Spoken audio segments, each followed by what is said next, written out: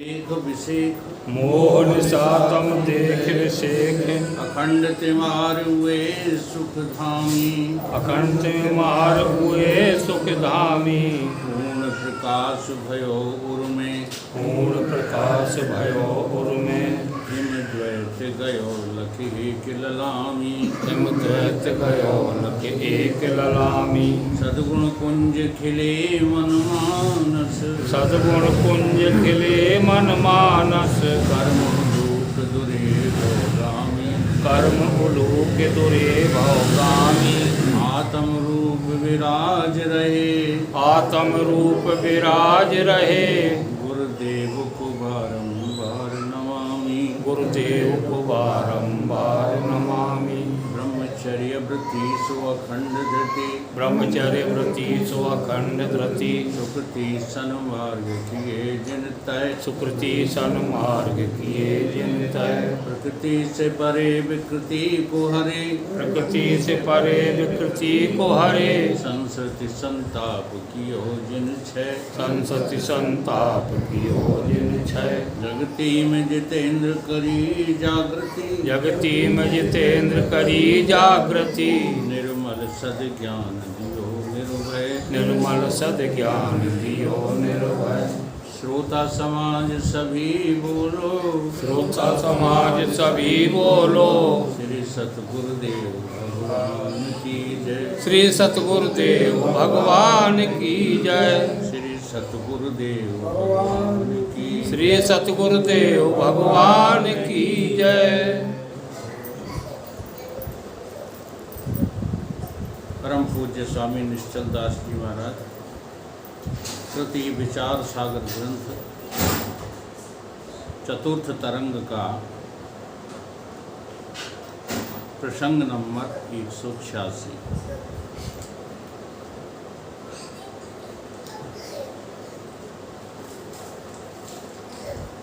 तत्व दृष्टि नामक जो साधक है उसका ये प्रश्न अहम वृत्ति में भान भय साक्षी और आभास सो क्रमतय व क्रम बिना या को करो प्रकाश मैं ब्रह्म हूँ ये अहम वृत्ति है मैं ब्रह्म हूँ। अब ये मैं ब्रह्म हूँ ये साक्षी को आभास हुआ कि आभास को आभास हुआ। अगर साक्षी को पिछले में बता गए ना मैं ब्रह्म हूँ ये ब्रह्म को भास नहीं होता क्योंकि ब्रह्म को भास होने के लिए दूसरा कोई है कहाँ। इसलिए जिसको अज्ञान हुआ है उसी को ज्ञान होता है। अज्ञान किसको हुआ है? अज्ञान आभास को हुआ है। अज्ञान जो है आत्मा को नहीं हुआ, कूटस्थ को नहीं हुआ, चेतन को नहीं हुआ। आभास को ही ये भास होगा कि मैं ब्रह्म हूँ, लेकिन होगा कैसे? बाध सामान अधिकरण से होगा, मुख्य सामान अधिकरण से नहीं होगा। ये बात पिछले प्रसंग में समझा दी गई। अब प्रश्न ये खड़ा होता है कि जब ये भान होता है आभास को, तो पहले आभास को अपना पनाभास होता है कि ब्रह्म पनाभास होता है, और ये क्रम से होता है कि एक साथ होता है। ये प्रश्न समझ में बात आई? बात स्पष्ट हुई कि नहीं हुई? क्रम से मतलब जो क्रम माने होता पहले पहले तो मैं अपने आभास का पता चला, तब ब्रह्म का पता चला, कि एक ही साथ दोनों का पता चल गया।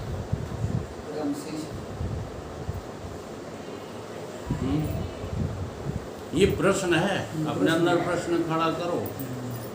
इसका जवाब इतना आसान नहीं है, क्योंकि अभी हम लोग अंतर्मुखी नहीं हैं। देखो जिद यार तुम लोग चाहे जैसी करते रहो और इस शरीर से घृणा करते रहो खूब, हमें कोई एतराज़ नहीं है, लेकिन बात को समझ तभी पाओगे जब श्रद्धा करो। तुम जहाँ ये माने बैठे हो कि हम किताबों से पढ़ कर के ज्ञानी हो जाएंगे, कदापि नहीं हो सकते। एक ही सब भास हो, रटा रटाया हमने तुम्हें रटा दिया इसलिए बोल दिया। अनुभूति है तुम्हारी। बार बार मेरा निवेदन यही है, अनुभूति किए बिना जो ज्ञान बघारते हो वो ज्ञान नहीं होता महाराज। तो अनुभूति के लिए क्या किया जाए? अनुभूति के लिए पहले घर परिवार छोड़िए अंदर से। ये बिल्कुल झूठी बातें हैं। अभी हमको अपना पद प्रिय लगता है, अपने पुत्र प्रिय लगते हैं, अपना सब कुछ, ये भीतर की बात है। उस ज्ञानी को ये तक पता नहीं है कि सामने वाले किस पोजीशन पे जी रहा है, जो समझाने की चेष्टा में लगा पड़ा है। ऐसे तुम अपने गुरु को भी ललकार दोगे, गुरु जी तुम्हें कुछ पता नहीं है।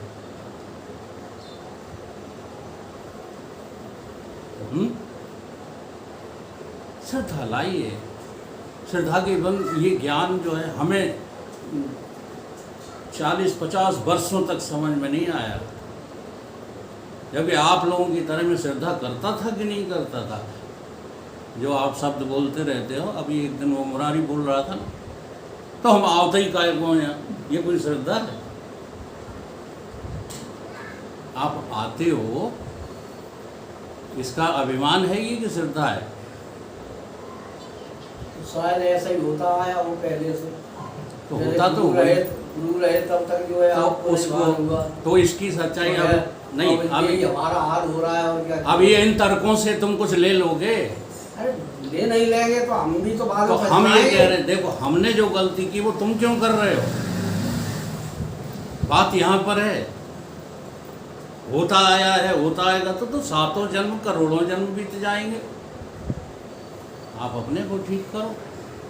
तो बीतता ही आया हैं? बहन, कितने बीत आए हैं? धन कितने बीत आए। बीत आए। अनाद माया सुप्तो यदा जीवो प्रबुद्धते। आज के हो तुम क्या? तुम जीव आज नहीं हो गए हो। जब से सृष्टि बनी है तब से जीव ही तो हो।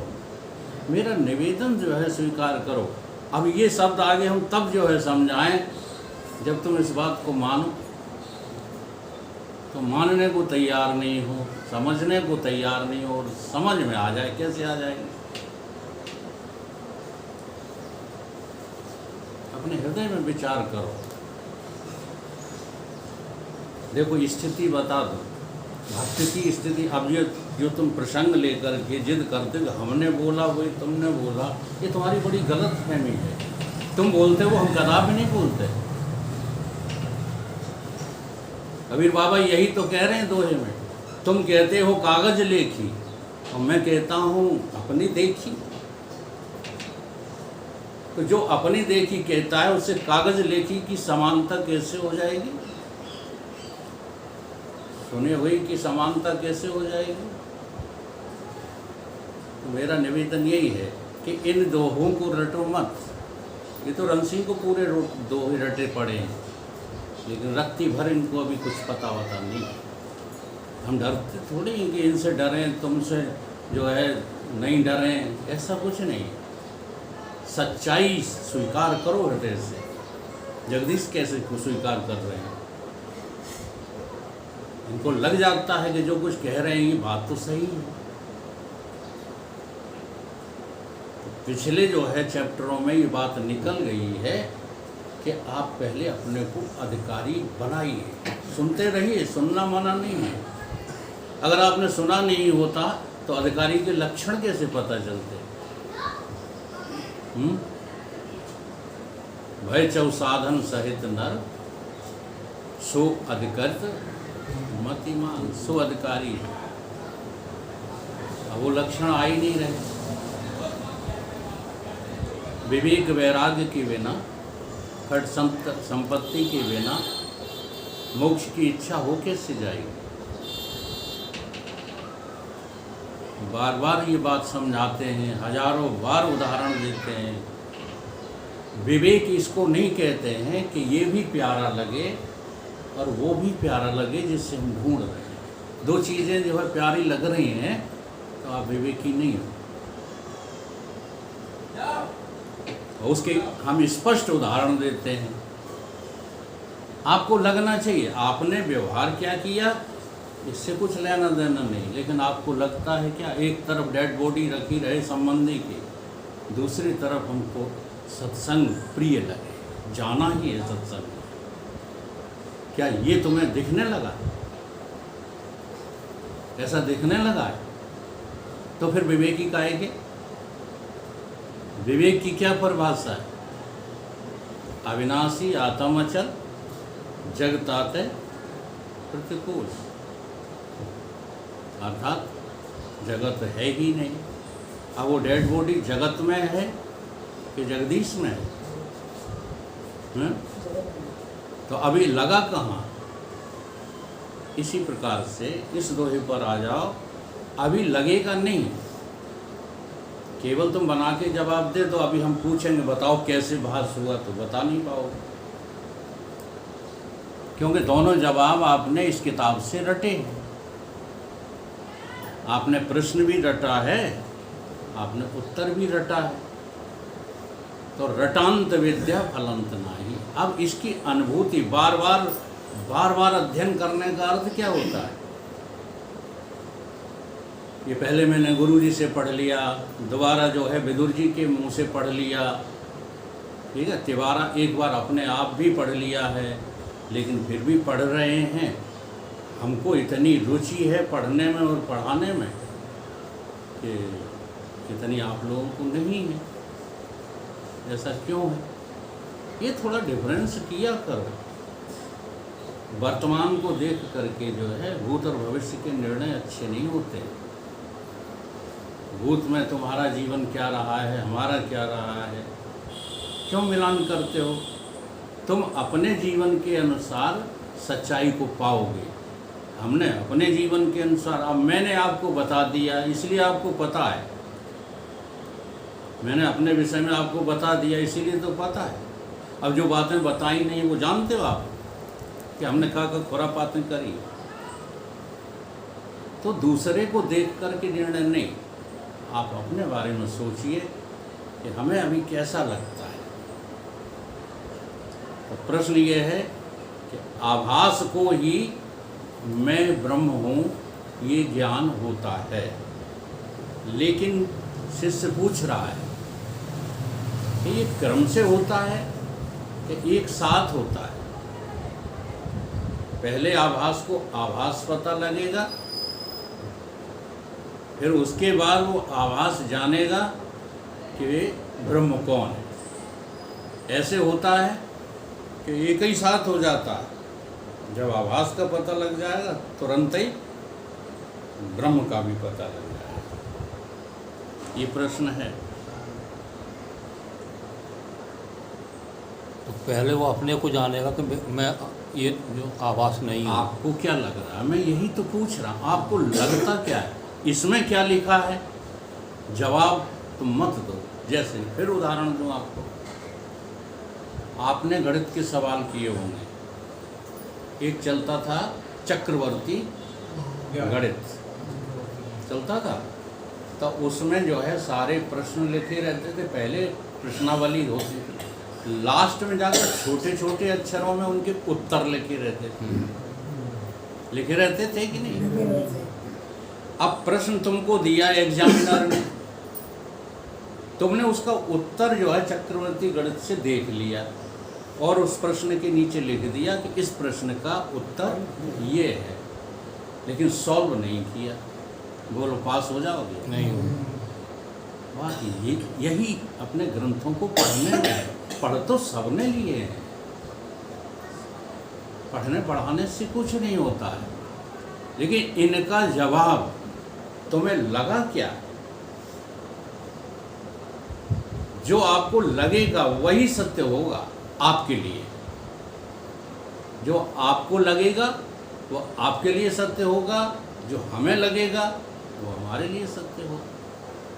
तो अभी आपको इसमें क्या लगता है, ईमानदारी से बताओ, आभास का ज्ञान पहले होगा,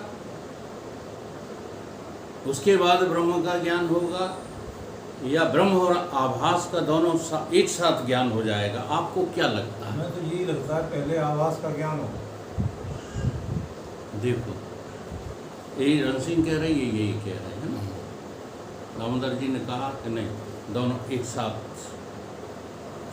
अब लगने के विषय में मैं बता रहा हूँ। अब जब लगने के विषय में आपके सामने आपकी पोल रखी जाती है तो चिड़चिड़ा के चढ़ बैठते हो। सच्ची बताऊं आपको, न तो आपको ये लगा कि मैं आभास हूँ, आज तक नहीं लगा। नहीं होगा, अभी तो नहीं।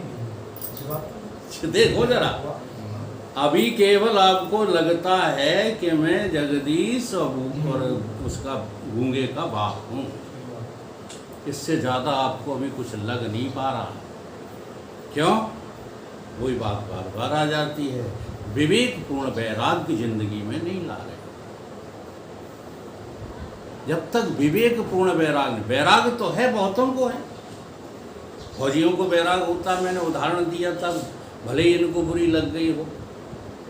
कितना बड़ा वैराग होता है कि सामने दुश्मन खड़ा है लेकिन अपनी जान की चिंता किए बिना गोली चला रहा है। फिर उसी फौजी को क्या हो जाता है कि 1.5 बिलस्त की जमीन के पीछे गांव में कत्ल कर देता है। कि कहाँ चला गया वैराग? उन्हीं अपनों को बचाने के लिए, अपने भारतीय जो है जन को बचाने के लिए तुमने वहाँ पाकिस्तानी को मारा था वैराग कि नहीं? और किसे वैराग कहोगे? भारत की इतनी बड़ी जनसंख्या को तुमने बचाने के लिए अपने जान की परवाह नहीं की। ये वैराग था वहाँ, लेकिन ये क्षणिक था कि नहीं था? क्षणिक। फिर वही आदमी घर पे आकर के अपने पड़ोसी का कत्ल कर देता है। क्यों? तब क्यों बचाया, अब क्यों कत्ल कर दिया? क्योंकि विवेकपूर्ण वैराग हुआ ही नहीं था। ये विवेकपूर्ण वैराग जिंदगी में आ जाना सबसे बड़ी सफलता है। परमात्मा को पाने के पथ में इससे बड़ी और कोई सफलता नहीं है। तो चलो, हम इसका जो है आपको वो नहीं कर रहे हैं, आप गलत समझ जाते हो कि हम आपको क्रिटिसाइज करते नहीं। हम तो अन्यत्र स्थानों पर प्रशंसा करते हैं कि हमारे भिंड की जो मंडल है उसके सामने तुम्हारी ये बातें सब धरी रह जाएंगी। यहाँ तक कह देता हूँ। लेकिन अब आपको सिखाना है तो आपके मुँह पर तो हम बड़ाई नहीं करेंगे। आप कहो नहीं वकील साहब, जैसा हम जो है महसूस करें वैसा प्रवचन करो, तो हम तो नहीं करेंगे। अभी विवेकपूर्ण वैराग्य के बिना ये क्लियर नहीं होगा। अच्छा, क्लियर नहीं होगा तो क्या हम जो है सुने नहीं, पढ़े नहीं? ये भी नहीं मैं कहता। बार बार पढ़िए, बार बार सुनिए, बार बार समझिए, और उसी से तो एक दिन तुमको झटका लगेगा और वैराग हो जाएगा। लगना जरूरी है। तो अधिकांश अभी आप लोगों को यही लगेगा, जो लोग समझते हैं, अब ये माताएं तो समझती ही नहीं इस बात को मैं क्या बोल रहा हूँ, ये क्या पढ़ा रहा हूँ। आ रही समझ में? आ रही तो आवाज़ क्या है बताओ? आ रही तो आवाज़ किसको कहते हैं? मैं आभासित हो रहा हूँ, ये किसको कहोगे? हैं? अभी नाती नहीं लग रहा तुम्हें अपना? झूठ मत बोलना मेरे सामने। तो फिर आभासित कहाँ हो रहा है? आभासित कहाँ है? आभास होना चाहिए। मैं पना क्या होना चाहिए? आभास होना चाहिए। अब जब तुमको मैंपना आभास होगा, परंतु जब तक अज्ञान है तब तक आपको ये क्रम से लगेगा, और समझाने में भी जो है लगेगा कि क्रम से ही समझाते हैं। पहले आभास का पता लगेगा। अब देखो कैसे लगेगा पता। पहले तुम्हें अपनी देह का पता लगे। अभी 99% जनता को यही पता नहीं है कि मैं देह हूँ। कोई कहता है कि मैं कलेक्टर हूँ, कोई कहता है मैं वकील हूँ, कोई कहता है मैं साधु हूँ, कोई कहता है मैं गरीब हूँ, कोई कहता अरे मैं तो कुछ नहीं जानता। ये सब बातें अनुभव की हैं कि नहीं? ये किसी को पता नहीं है कि मैं देव हूँ। 99% लोगों को साधना कर रहे हैं उनकी बात नहीं कर रहा हूँ। साधना करते करते ये अभ्यास होने लगता है कि अरे राम राम, अभी तो हम देह ही नहीं करें। देवो कहते नहीं हो मुँह से, मुँह से नहीं कहते हो, लेकिन लगता तो है मैंने देखा। अच्छा, जब तुमने देखा तो तुम देह हो कि आत्मा हो? ये दृश्य अभी मैंने देखा, तुम यहाँ क्या बात करते हो? हाँ, तुम बिना देखी बातें करते हो। हम अभी देख करके आए हैं घटना। तो अब आपने घटना देखी तब आप शरीर थे कि आत्मा थे? और तो आत्मा। बस यही तो जो है लड़ाई की जड़ है, और कोई बात नहीं है। तो देहो हम की अनुभूति करो। हाँ, जब जब कोई घटना आए सामने तब देखो तुम्हें लग क्या रहा है। तुम देह के बाहर जी रहे हो कि अभी देह हो गए? अगर तुम देह हो गए तो 50% जीत गए। अभी तो देह ही नहीं हो। हाँ, अगर तुमको ये पता लग जाए कि मैं देह हूँ तो तुरंत एक बुद्धि जो है आपको जवाब देगी। देह हो जब तुम फिर काहे झंझट में पड़े हो कि उनसे लड़ाई होगी, फलानी होगी, ये हो गया, वो हो गया, उनने गाली दे दी, हम नहीं दे पाए। आजकल बच्चों की लड़ाई क्या है?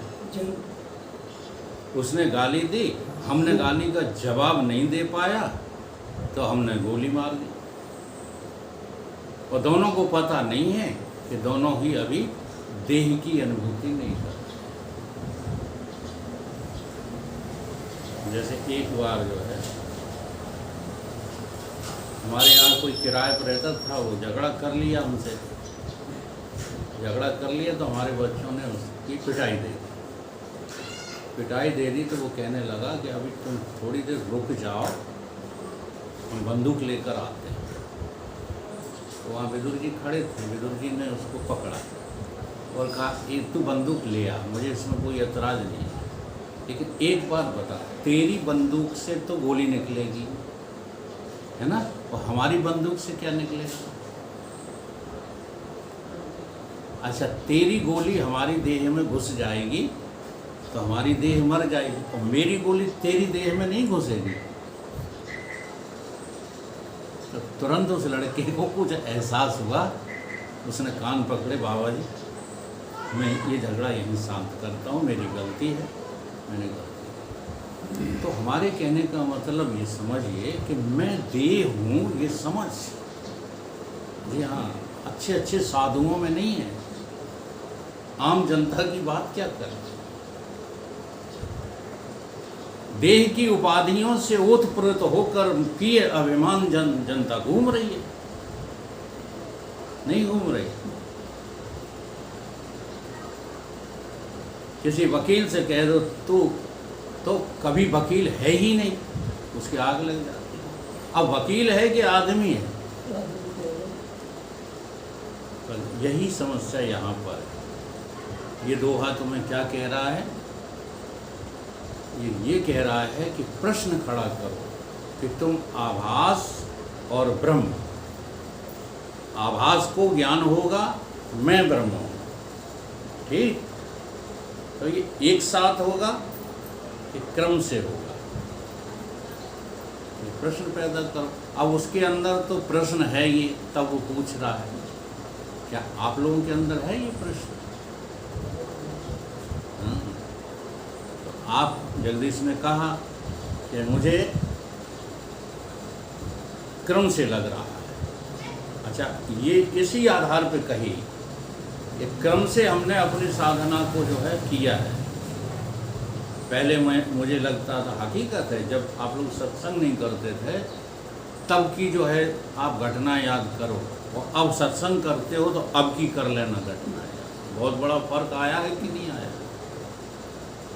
घर में ही तमाम झंझट होते हैं, पत्नी से ही होते हैं, और तो छोड़ो बच्चों से होते हैं।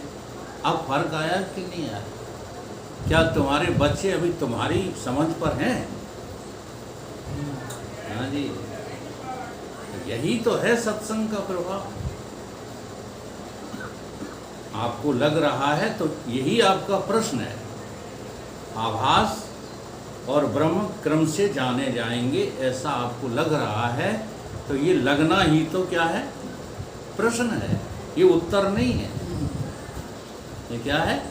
प्रश्न। जिज्ञासु कोटि पहुँचे बिना आभास पकड़ में कैसे आएगा? नहीं आएगा। नहीं आएगा। वही तो मैं समझा रहा हूँ तब से।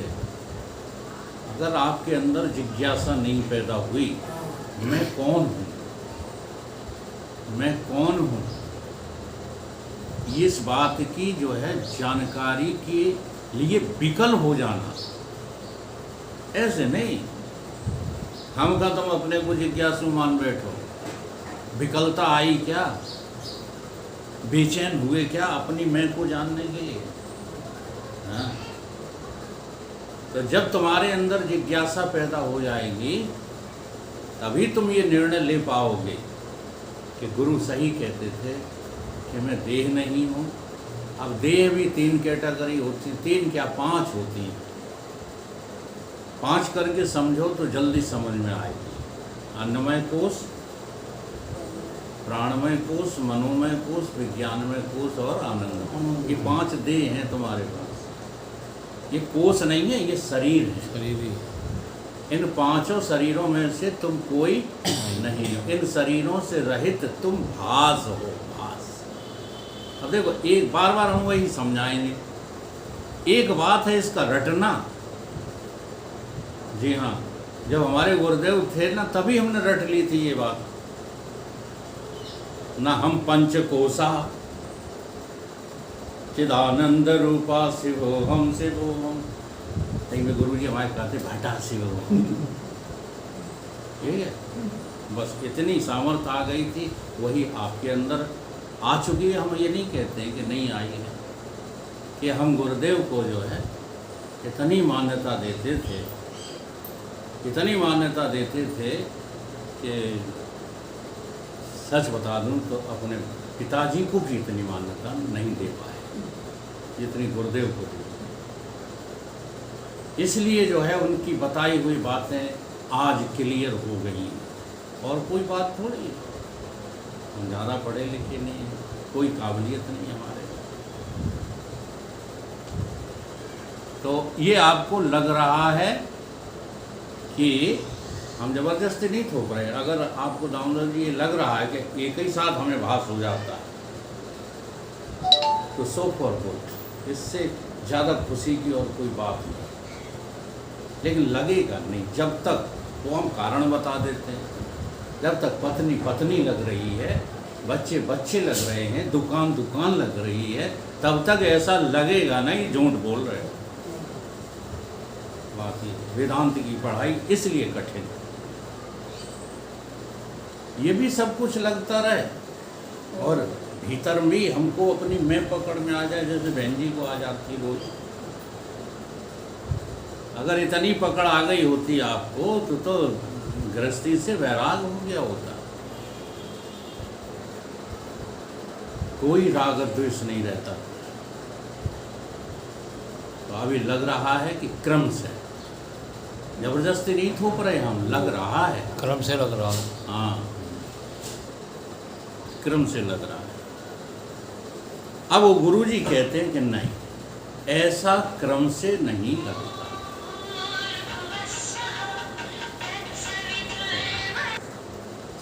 गत प्रश्न का उत्तर गुरुदेव कहते हैं, सावधान भय शिष्य सुन, भाखूं उत्तर सार, और सुनत नशय अज्ञान तम, बोध भान उजियार।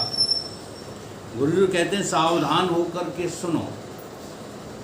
हर जगह जो है जहाँ जहाँ सत्संग होता है वहाँ जो है गुरु यही कहते हैं। हाँ, राम जी ने कहा सुनो तात, अरे उठ नहीं रही तो बस सुनो तात सोई परम दयागी। सुनो तात मन मत सिसलाई तो स्टार्टिंग से बोलो। पूरे में सब लोग हो जाए। थोड़े में वो हम कहों बुझाई, सुनो तात मन मत माने मन मत चित अहंकार को हटा दे। यही बात यहाँ, ये अहंकार ही असावधानी पैदा कर देता है। अगर आप अहंकार को आगे रख करके कितना भी मन लगाना, कितनी भी बुद्धि लगाना, नहीं लगेगा। असफल हो जाओगे। अहंकार को हटा करके सावधान हो जाओ। सावधानी बहुत बहुत ऊंची चीज है। यहाँ सावधान शब्द का ही मतलब है अहंकार को हटा कर। जी हाँ, सावधान होने का मतलब यही है कि मन को पूरा पूरा लगा दो, बुद्धि को, हाँ बुद्धि को पूरा पूरा लगा दो। केवल एक बात हटा दो, गुरु के सामने मैं कुछ नहीं जानता, मैं भी ये बातें जानता हूँ, ये अहंकार ही है। इससे बड़ा और अहंकार क्या है? ठीक है, एक बार की घटना में कई बार सुना चुका हूँ। मैं गुरु के सामने ये भी कहना मैं कुछ नहीं जानता हूँ, ये भी अहंकार है। बड़ी भावाई है, दोनों तरफ से जो है जानना भी। इसलिए घटना है आज से जो है कई साल पहले की, मलवा स्थान पर गुरुजी ठहरे हुए थे। रात को सत्संग चला, वो घर का मालिक था, हम 3-4 लोग जो यहाँ से गए थे वो थे। तो सबने कहा वकील साहब भजन सुनाओ, भजन